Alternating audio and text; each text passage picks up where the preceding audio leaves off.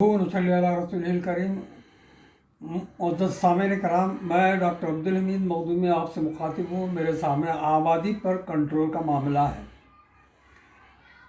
UP की हुकूमत ने जो नया क़ानून मंजूर किया है वो ये है, किसी भी ख़ानदान में 2 से ज़्यादा अगर बच्चे हों तो उनको राशन कार्ड नहीं दिया जाएगा और हुकूमत की जितनी भी स्कीमात हैं उनसे उनको इस्तेफ़ादा का मौका नहीं रहेगा और वो अपने तौर पर अपना इंतज़ाम करें। तो इस तरह के जो क़वानीन बनते हैं उसके पीछे एक गलत अक़ीदा जो है कारफरमा होता है। वो अक़ीदा ये है कि हम इस दुनिया के रज़्ज़ाक़ नहीं हैं, हम इस दुनिया के रज़्ज़ाक़ हैं।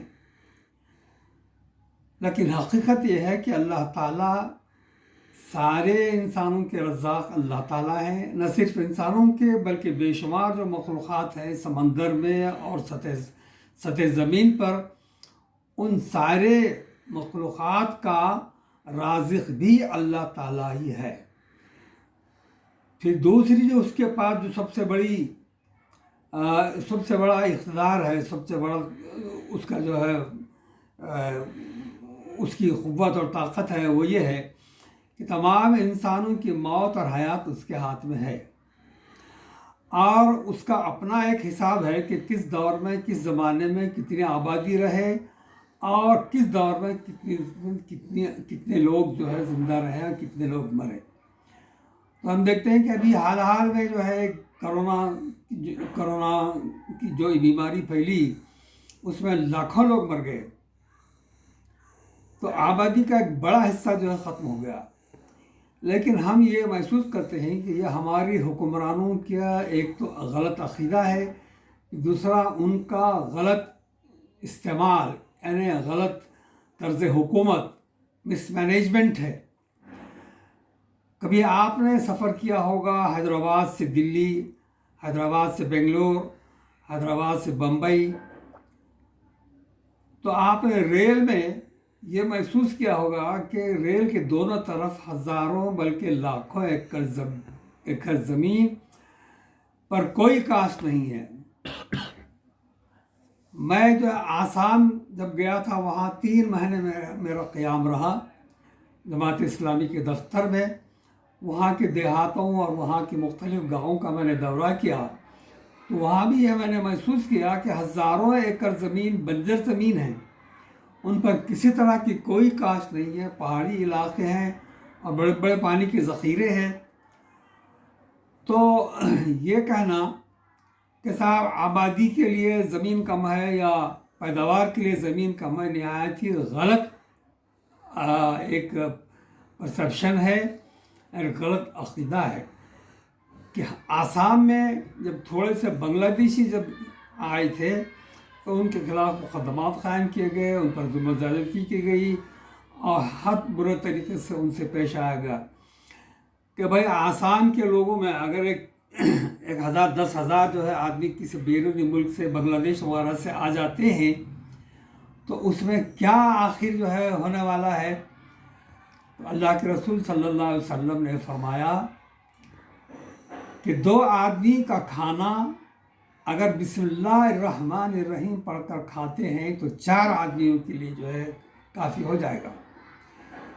तो इस फार्मूले के तहत हम ये कहते हैं कि अगर मुल्क के अंदर 1 करोड़ 25 लाख के लोगों के खाने का इंतज़ाम है, ग़िज़ा है, तो उसके डबल लोग भी जो है उसी ग़िज़ा के अंदर परवरिश पा सकते हैं। तो ये अक़ीदा नहायत ही गलत है कि जो है 2 ही बच्चे पैदा करो।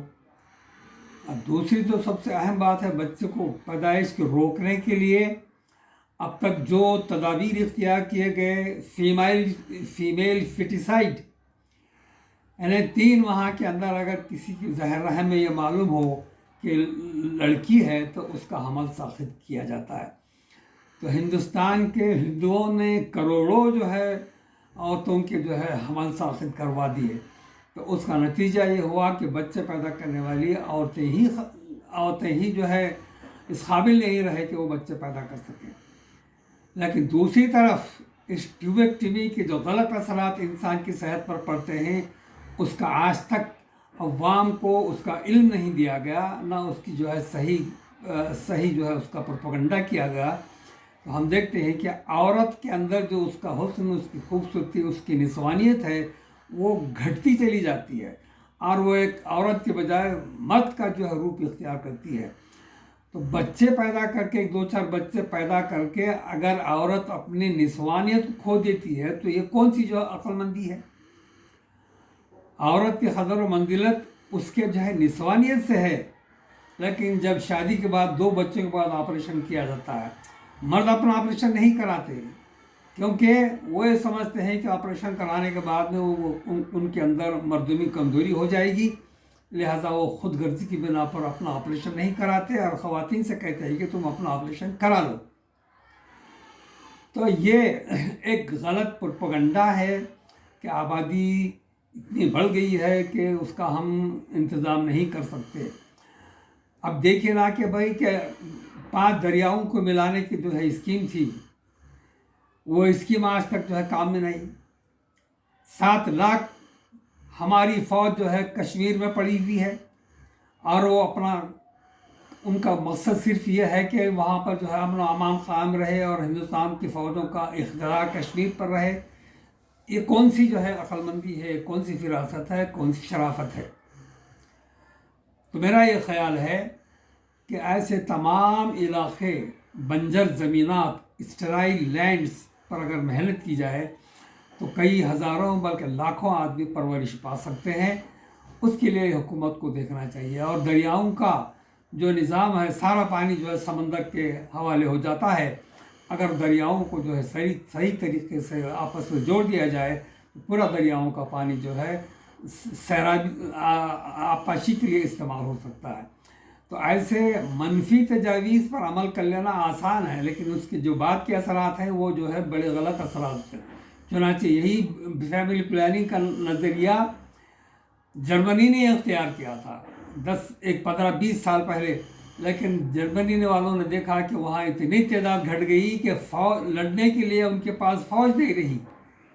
تو کیا ہمارے ہندو حکمران، جن کا غلط عقیدہ خدا کے بارے میں ہے، کیا وہ چاہتے ہیں کہ ہماری بھی آبادی اتنی گھٹ جائے کہ ہمارے لیے افواج کی کمی محسوس ہو جائے؟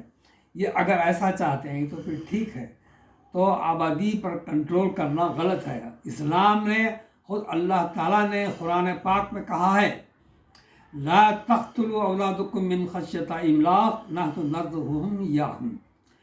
اے لوگو، تم اپنے اولاد کو معاش کے ذریعے سے یا غذاؤں کی کمی کے وجوہات کے نتیجے میں اسباب کو خیال کر کے اپنے اولاد کو مت گھٹاؤ، ہم تم کو بھی رزق دیں گے اور تمہاری آنے والی اولاد کو بھی رزق دیں گے۔